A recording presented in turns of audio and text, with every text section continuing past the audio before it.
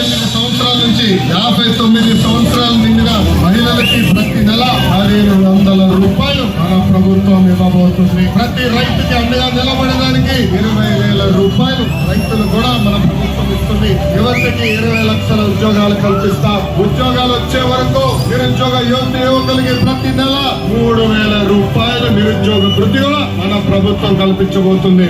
ప్రతి ఇంటికి 3 గ్యాస్ సిలిండర్లు ఉచితంగా మన ప్రభుత్వం ఇవ్వబోతుంది. మహిళలకి ఆర్టీసీ బస్సులో ఉచితంగా ప్రయాణించే హక్కు కూడా మన ప్రభుత్వం కల్పించబోతుంది.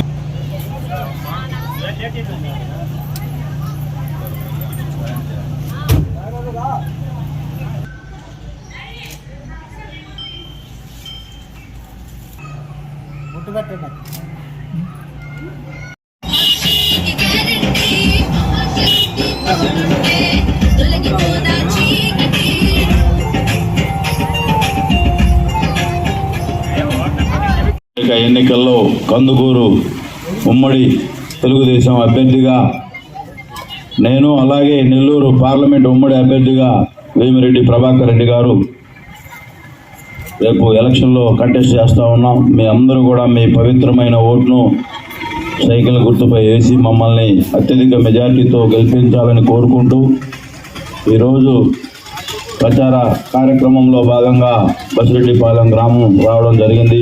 ఈ కార్యక్రమానికి మండల పార్టీ అధ్యక్షుడు సోదరుడు నాగరాజు గారికి, అలాగే మాజీ ఎంపీపీ సోదరుడు యేసుదాస్ గారికి, గ్రామ నాయకులు సోదరులు మాలకొండారెడ్డి గారికి, అలాగే మల్లికార్జున రెడ్డి గారికి, తెలుగుదేశం పార్టీ నాయకులకు, మహిళా సోదరులందరికీ కూడా పేరు పేరున ఉదయపూర్వక నమస్కారాలు తెలియజేసుకుంటూ, మేము మహిళలు ఈ గ్రామం నుంచి ఏ కార్యక్రమం తెలుగుదేశం పార్టీ పెట్టినా అందరూ కూడా బ్రహ్మాండంగా హాజరవుతారు, చాలా ఉత్సాహంగా ఉంటారు.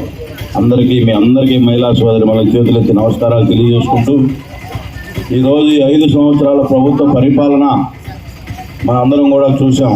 మీకు ముఖ్యంగా ఈ 5 సంవత్సరాల ప్రభుత్వ పరిపాలనలో కరెంటు బిల్లులు, నిత్యావసర వస్తువుల ధరలు, అలాగే మీ పక్కనే ఉండే ఏట్లో ఒక ఫ్యాక్టరీస్ కూడా తెచ్చుకునే పరిస్థితి లేదు. మీరు అందరూ కూడా అవన్నీ కూడా గమనించాలి.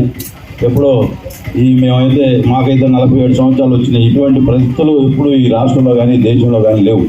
మీరందరూ కూడా మంచి మనసుతో ఒక్కసారి ఈ రాష్ట్రం భవిష్యత్తుని ఆలోచించాలని చెప్పి అందరూ కూడా ఈ రైతు కుటుంబాల్లో ప్రతి ఇంట్లో ఈరోజు చదువుకున్న పిల్లలు ఉన్నారు.